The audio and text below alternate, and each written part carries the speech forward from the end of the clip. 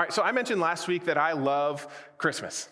I love the Christmas season. I love the songs. I love the lights. I love some of the music, not all of the music. Some of it gets a little repetitive, but I love the Christmas season overall. I love the joy and the festivity. But if you're like me, you've probably had a few Christmases where the joy that's going on around you, the lights, the song, the fun, the hustle bustle, doesn't really match what's going on inside you. And so there's like this disconnect because it's really like happy and joy out here, but what's going on in your life just doesn't connect with that. You feel alone, afraid, uncertain. There's not the joy on the inside that you see all around. And there can be like a little bit of a disconnect. And we've had a few difficult Christmases over the years, but maybe the loneliest Christmas was 2011. 2011. In that time, I was wrapping up my final year of college, and I was adjusting from like teenage life to like adult life. And you have to go through that kind of transitional process. And it was difficult because I had made some difficult decisions, or some bad decisions, and it had cost me. And so what was supposed to be a 4-year degree took me 5.5 years. Because I made some bad decisions. I slacked off. And now at the end of the time, I was just trying to get caught up. But I was unsure of really what lay ahead next. So I wasn't really looking forward to being done with it because I didn't really know what was going to come after. And I've shared this before, but my response in those times typically is to put my head down and work harder. That's my response. And so because I was behind on school, I took more credit hours. I was taking 20 to 22 credit hours a semester, which is that's been a while since you've been in college. That's about 50% more than the full load. And I was working about 35 or 40 hours a week at the time at Best Buy. But even for the past few years, I was working pretty substantially at different places. But I just got this job at Best Buy. And I just kept working and kept moving and going and going and going and going. And I remember Thanksgiving rolled around. And I've been going so fast. And the first day off, I was crashing at a friend's apartment because I lived in the dorms and those were closed and we got kicked out. So I was crashing at my buddy's apartment. And I got back, first day of break from work, and I didn't have work the next day. Didn't have the school the next day. And so I knew it was going to be like my first day off in forever. And I slept through the night, slept for 12 hours, woke up, felt really sick. I threw up, and then I went back to sleep for another 24 hours. And I think it was just exhaustion. I was so tired. And we got closer and closer to the Christmas season. And again, our dorms closed. Our dorms closed, and so I had to find a place to go, and I worked at Best Buy, like I said, and I'd helped them open, I don't know if they still have them, I haven't been in a mall in years, but they used to have Best Buy mobiles in the mall where they sold like phones and tablets, and so I'd helped open a new store. And earlier in the fall, they flew me all over the country and trained me, and we helped do all this, but like 2 months into my time, I got another job offer for an organization called CIY, Christ in Youth. And what they did is they put productions on for middle school and high school students all over the country. And they centered around worship and Jesus. And I got to work with the speakers there and do some of the behind the scenes stuff and set up. And it was a great opportunity and something I was interested in doing. Plus I got to travel for free. And so I took it. But when I told my boss, I felt bad because I was kind of leaving him short-staffed, right? After he trained me and done all these things, like I was kind of like, see you later, I got to go take this. And he asked me to stay through the holiday season. CIY started in January, and so he asked me to stay through the holiday season. I agreed. But that meant I didn't have a place to go because the dorms shut down, and everybody I knew went home. All my friends, all my family, they all went home, and I knew it was coming that I was going to be alone on Christmas. And thankfully, I found somebody that I kind of knew that was going, and they said they were going home. And they said, you can stay at our house. You can stay at our house for the 3 weeks that we're gone, the 3 weeks that the dorms are closed. But then I realized I'm going to be spending Christmas alone. I remember just the whole season of I'm already kind of uncertain with what's next. I don't understand what God's doing. I kind of feel like I'm just kind of stumbling around, and all of a sudden, like this holiday that I love, I'm all alone. And I picked up all the extra shifts, and I worked and worked and worked so I didn't have to think about it. But eventually, Christmas Eve rolled around. And I picked up a shift, so I worked open to close that day. It closed early at 5 p.m. And I just was trying to push it out of my mind. But driving home after work, I realized I didn't have any food for the next day. I didn't have anywhere to go. I didn't know anybody. And everything's closed except for one gas station, so I bought a frozen pizza. Remember, I woke up the next day on Christmas just feeling utterly alone. And I ate my frozen pizza and watched Parking Wars on Netflix. And that was my Christmas. And it was one of the loneliest Christmases I've ever had. I felt kind of like forgotten about. I'm like, God, I'm in this school where I was learning to be a pastor. I'm here learning to do this, but I don't understand what's going to happen. I'm going to graduate, I think, in like 3 or 4 months. I don't know where I'm going to go. I don't know what I'm going to do. It just felt like I'm kind of stumbling around.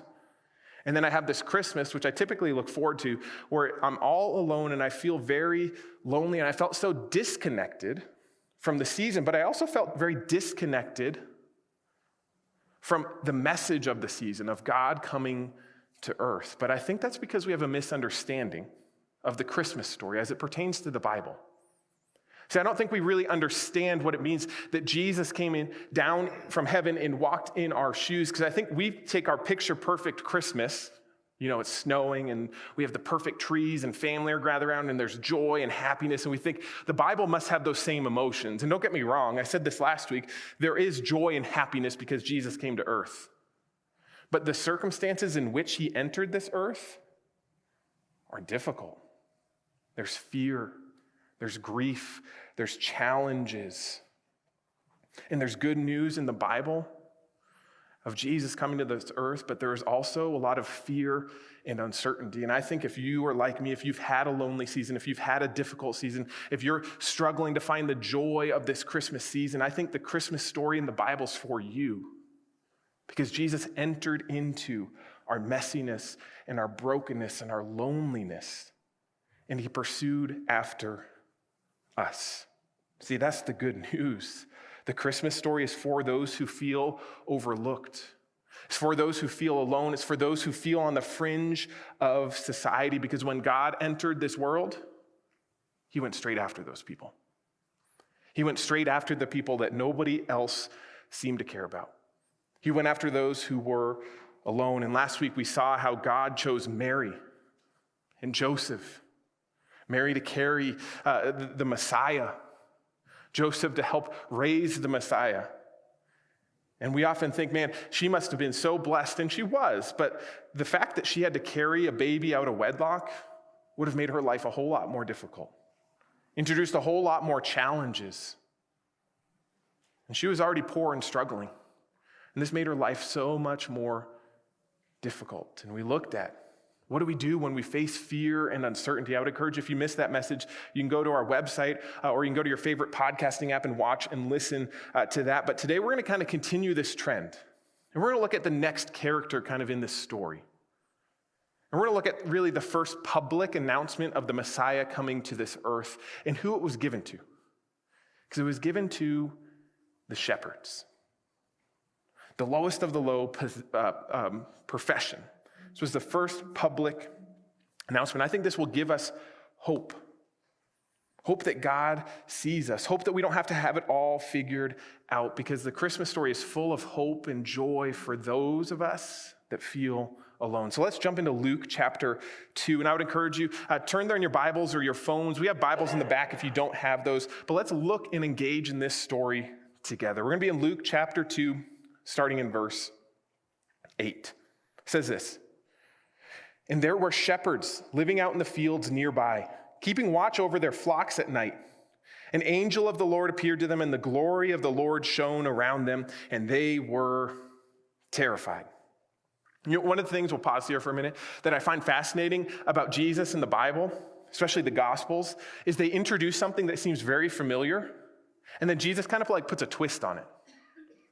You see, it was customary in Jesus' day when a king or really anybody of royalty were born that there would be like a public proclamation that a king was born. And so messengers would like go through the streets and just proclaim that a king was born, a king is here. And so that's what's happening here. We would expect if the King of Kings, the Messiah came, there would be similarly a proclamation. So these angels are doing that. But then there's a twist. And the twist is who the proclamation is first given to. It's given to shepherds. Now, as I said, shepherds were the lowest of the low. They were an important occupation, but they weren't something people strived for. You looked down on them because it was dirty work. You spent your days with sheep. You had to protect them.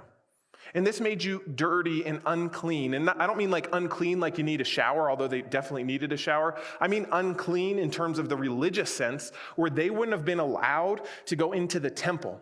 They wouldn't have been allowed to publicly practice their faith. But it went more than that too, because the temple wasn't just a place where you practiced your religion, where you worshiped God. It was also a place where you conducted commerce. It was a place where you connected with people. And so these people were not only able to practice their religion, they also weren't able to connect with people like everybody else. These guys were looked down upon and cast aside. They were on the fringe of society. They were kept away from everybody else. They were like social outcasts. And so these shepherds are out here protecting their flock at night. I don't know what they're doing. Maybe they're looking up at the stars. And all of a sudden, an angel appears. Put yourself there for a minute. You're not expecting that. You're winding down for the day. And all of a sudden, these angels show up, and you would be, as they were, terrified. Terrified, because quite honestly, you've probably thought that God's forgotten about you, just as the rest of the world has. And all of a sudden, God's showing up, and you don't know, is this good news or bad news? We're about to find out, verse 10. But the angel said to them, "Do not be afraid. I bring you good news that will cause great joy for all people. Today in the town of David, a Savior was born to you. He is the Messiah, the Lord. This will be a sign to you. You will find a baby wrapped in cloths, lying in a manger." And suddenly a great company of heavenly hosts appeared with the angel, praising God, saying, "Glory to God in the highest heaven, and on earth peace to those whom his favor rests." When the angel had left him and gone to heaven, the shepherds said to one another, "Let's go to Bethlehem and see this thing that has happened, which the Lord has told us about." So again, they're sitting there, and all of a sudden this angel appears and tells them that the Messiah is born. This is what the Jewish people had waited generations for. And who's the first one to find out? The first people to publicly find out are the shepherds. The people that everybody else forgot about, God had not forgotten about them. And then they see the whole flock of angels appear and sing praises to God, announcing peace on earth. The Messiah is coming. See, the angels are not just announcing the birth of Jesus, but they're announcing salvation. That there's hope, that we haven't screwed up one too many times, that there's hope, that the God of the universe, the creator of the universe, is coming after his people. And this isn't because the shepherds or us or anybody else is good enough. It's not based off our character. God didn't come after us because we're good enough. He came after us because he loves us. He cares about us. And he wants to bring us back to him. Let's continue, verse 16.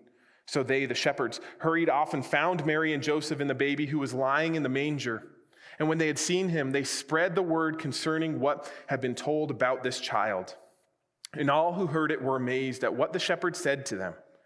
But Mary, I love this, what did she do? She treasured up all these things and pondered them in her heart. And the shepherds returned, glorifying God and praising God for all the things that they had seen, which were just as they had been told. So the shepherds, they make a beeline to Bethlehem. They probably can't quite believe this news. They're hoping it's true, but they have to go find out for themselves. And when they get there, they realize that everything that's been told to them, everything that was announced to them is true. And so they just can't stop talking about it. They go everywhere and they tell everybody all these things. They tell them that they found the Messiah just as the angels had said. The one who would save the world. And we're going to look at Emmanuel and how Jesus came next week, but I just think it's interesting. Again, there's a twist here. They say the king is born, but look at the circumstances in which a king is born. You would expect a king, someone of royalty, to be born in a palace, surrounded by servants, surrounded in the lap of luxury, but the King of Kings is found laying in a manger. It's a feeding trough. It's what you fed the animals out of. Mary likely gave birth not really in like some structure, but a cave. And all that was there to put Jesus in was a feeding trough. And that's how they find the King of Kings. And I love their response to this. If you notice, Mary's response, it's worship, right? She ponders these things. She stores them in her heart. She worships God for what he's done. The shepherds do the same thing a little bit more publicly. They didn't have much going for them. They were social outcasts, the lowest of the low. Nobody really looked up to them or wanted to be around them except for Jesus. Jesus came after them. He pursued them. He chose them. And listen, I think this story doesn't just change their lives. I think it changes our lives too. Because I don't know how you feel. I don't know how your year's gone, your week's gone, your month's gone. But my guess is at some point, you felt forgotten about, not cared about, felt alone, felt fearful, uncertain of the future and what lies ahead of you. And it can feel like nobody cares and nobody understands, nobody notices your pain, nobody sees you. But this story tells us that Jesus does. He notices you. He sees you. He's not overlooked your pain. He's not afraid of your messiness. He's come after you. He's pursued you. He wants to save you and restore the relationship that we screwed up.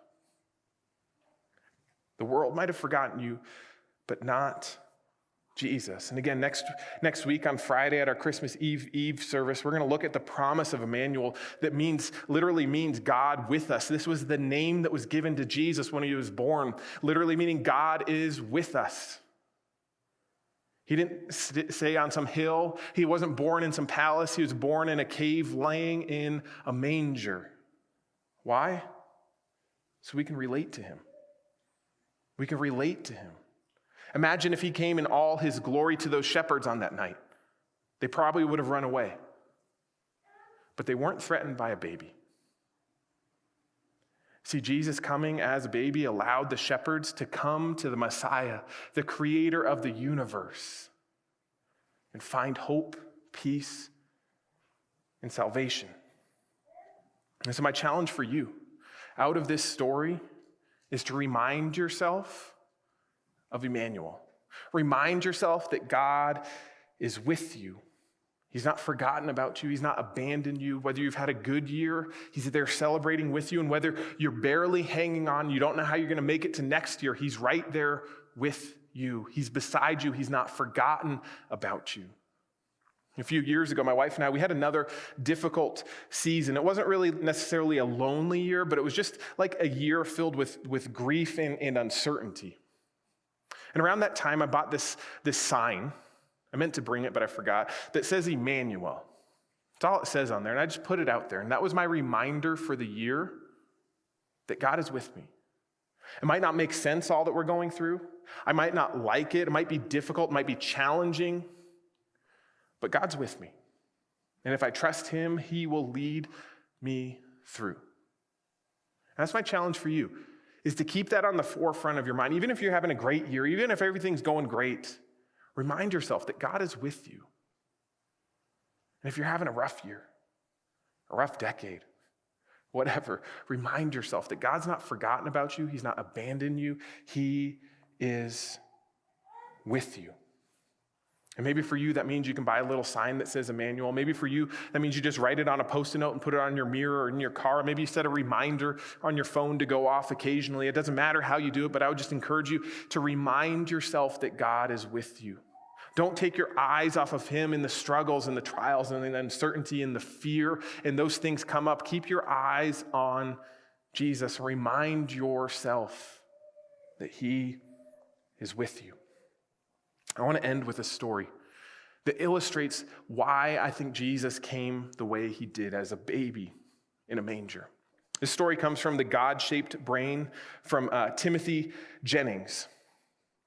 And he talks about God pursuing his people. And he says this, he shares this fictional story. He says, imagine a remote village in Africa that no Westerner had ever stepped foot in. No Westerner had ever stepped foot in. The natives there living off the land, using the same ancient methods and tools their forefathers had used for thousands of years. They know nothing of modern science, technology, or medicine. And then one day, a group of medical missionaries comes to the village to provide whatever health care might be needed.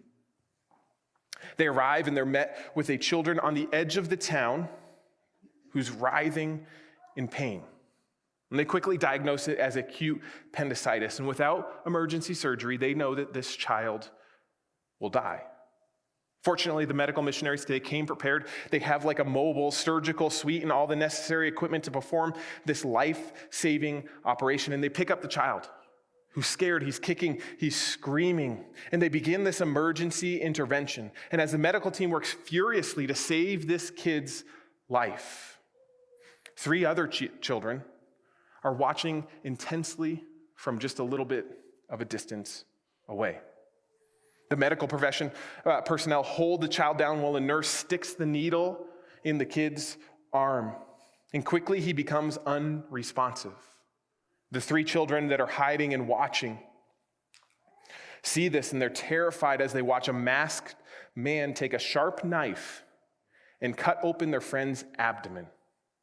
In terror, the 3 kids, they run away to the village screaming that invaders are coming to capture them, to put them on a table and carve them up like pigs. And the whole village is aroused. The children, the elderly, the weak, the frightened quickly begin an evacuation, running from this terrible threat. And the warriors, they devise plans to fight against this hostile invader. And when the medical missionaries finally approach the village, they're attacked and driven away, because no one in the community was going to be foolish enough to let these barbarians near. Now, Timothy asks this question: what could that medical team have done to build trust, to create trust? I mean, if they called soldiers in and taken the village by force, trust would never be restored. Though it might be what they need medically, it would actually cause much more harm than good.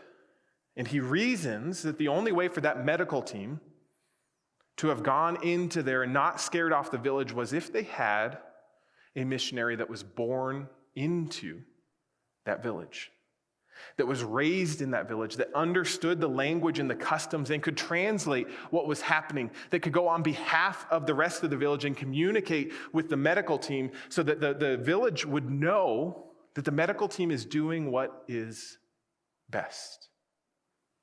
That's the only way that village could have not been frightened by the emergency surgery that was needed to save that child's life. See, I think that illustrates why Jesus came to the earth as a baby. If he came in his full glory, we would have been terrified and we would have run away. But when he enters the world in the baby, when he's walked in our shoes, when he understands our pain, when he knows what we're going through, when he's faced what we're faced, we can come to him because he understands us, and we, more importantly, can understand him. We have a God that understands what you're going through, that's walked in your shoes, that's experienced the joy and the pain and the tragedy and the grief that comes along with this life. God is with you. But not only is he with you, he understands you. And he did that so that we can approach him and find the life that he has for us. So we don't have to be scared of him, but we can go to him and step into what he has for us so he can save us and rescue us and bring us to a place where we never have to be alone again. And that's the message of the Christmas season, that we're not alone. God left heaven and earth to pursue us, to come after us. And now we can follow a God that has walked in our shoes. And really, you see, Christmas is a story of coming. Not us coming to God, but God coming to us. He pursued us. He descended so that he can raise us up. He dwells with us so that we can find the life that we are looking for. My encouragement for you for the next few weeks of this year and for next is to remind yourself of that. Don't lose sight of Emmanuel, that God is with you. Let's pray.